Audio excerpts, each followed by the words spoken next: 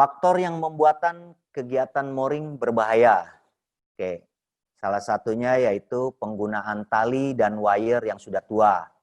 Jika dia menggunakan mooring tali jenis nilon, kita harus memastikan Pak bahwa tali tersebut sudah tidak berserat, artinya banyak yang jabuk gitu. Dan untuk wire pun sudah harus kita pastikan Pak, karena sebagian floating crane kita di laut pun ada floating crane yang menggunakan wire. Ya, itu juga secara maintenance-nya harus kita lakukan Pak dari sisi floating crane-nya. Jadi jika sudah ada wire-wire yang berserat atau putus, itu harus kita ganti. Selanjutnya, tali tambat tidak diikat, tapi disimpan di ujung drum winch. Ini yang berbahaya Pak. Jadi setelah tali kencang, memang ada sebagian yang dari untuk biar simpel lah, biar nggak capek. Jadi begitu tali sudah kencang, mereka tidak membelit di bolar, tapi membelit di drums yang tadi, yang capstan yang tadi berdiri hijau Pak, yang sebelumnya Pak. Nanti bisa dilihat yang sebelumnya Pak Ato. Jadi tali tambat itu tidak diikat di bolar, tapi diikat di drumnya winch. Dan kejadian ini pernah kita alami Pak, mungkin di tahun lalu ya, tepatnya bulan Oktober ya. Nah, itu efeknya apa? Ini efeknya ini, karena winch ini akan berpengaruh. Dia punya dudukan, dia punya stansionnya.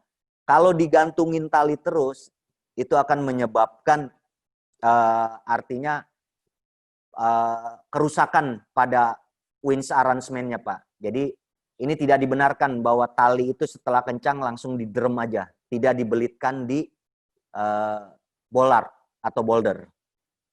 Terus untuk yang ketiga, peralatan mooring tidak dipelihara dengan baik. Nah, apa sih peralatan mooring itu? Ya seperti winch, mooring winch arrangement untuk maintenance-nya. Makanya sekarang pun kita sudah memberlakukan, sudah mewajibkan pada saat sebelum proses penyandaran tongkang atau tugboat atau loader ya, itu semua mooring winch arrangement itu diadakan P2H, pengecekan. Jadi harus dicek dulu kondisi winch dalam kondisi baik. Terus yang keempat, kru mooring yang tidak terlatih. Oke, jadi memang yang baru-baru memang ya harus kita ini lagi Pak ya. Sebelumnya pada saat ya salah satunya kita harus didampingi untuk kru mooring. Jadi tidak diterjunkan langsung, yang bulat-bulat masih nol pengalaman. Jadi mereka biasanya observasi dulu untuk kru-kru mooring yang baru, melihat situasi dulu. Dan sebelumnya pun untuk kru-kru mooring TKBM, kita lakukan dilatih untuk safety induksi dan mengasih pengarahan terhadap tugas-tugas kru mooring dan apa yang dikerjakan pada saat nanti kerja di kapal. Jadi sangat berpengaruh juga ini seandainya kru mooring ini yang tidak terlatih, itu menyebabkan berbahaya pada saat proses pekerjaan kita Pak. Terus yang selanjutnya yang kelima, pengawasan dari supervisor tidak dilakukan. Nah, jadi pada saat proses sandar maupun nanti pada saat proses cast off, floating crane dari kapal besar, jadi dari kami shipper, itu setelah melakukan dokumen di dalam accommodation dengan pihak kapal, kita biasanya langsung proses pengawasan Pak di dek. Jadi kita ikut pengawasan sebagai shipper, mengawasi dari foreman dan mooring dalam kegiatan aktivitas tersebut. Dan dalam pengawasan ini pun kita tidak terlalu dekat Pak.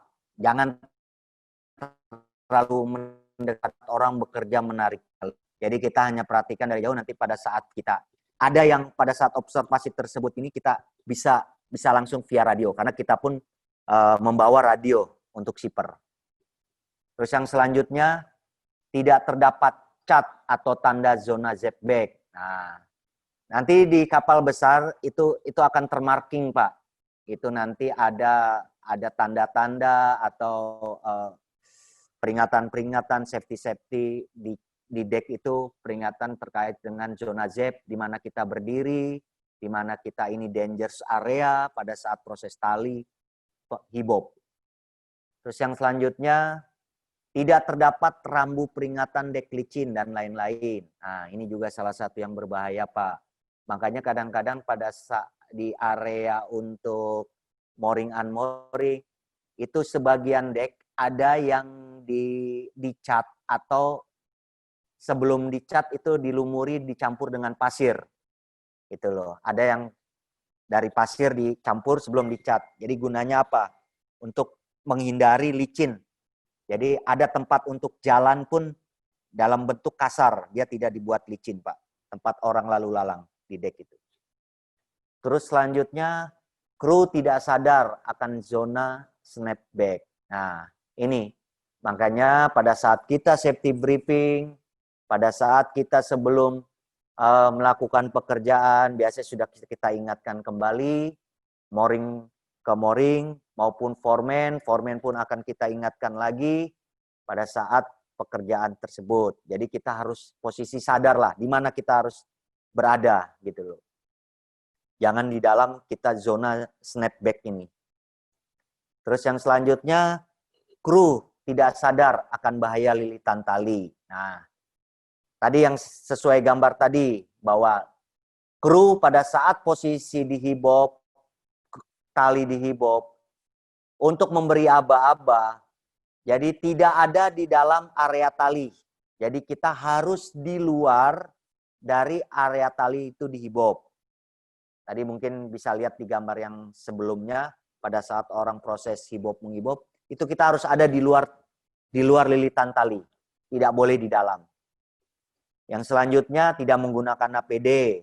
Itu memang sudah kita tekankan. Wajib untuk yang di laut pun safety helmet wajib dilengkapi dengan tali dagu. Gitu loh. Karena kita beberapa kali kejadian, Pak, orang tersebut sudah memakai tali. Tetapi karena kena hempasan tali atau hempasan wire, jadi bukan karena dia sudah memakai helm, tapi tidak dilengkapi tali dagu, helm itu terlepas, orang itu jatuh ke belakang, itu yang bikin bahaya. Gitu loh. Selain hempasan tali tersebut, jatuhnya orang tersebut kalau dia helm itu tidak lengkapi tali dagu, itu akan terpental.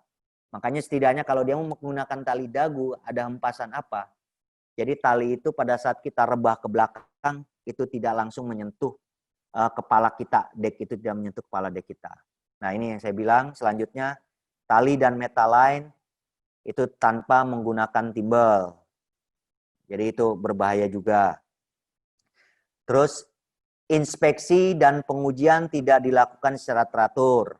Nah, ini menyebabkan inspeksi terhadap winch, terhadap mooring arrangement, terhadap talinya, mooring line-nya, itu wajib kita harus cek juga, inspeksi.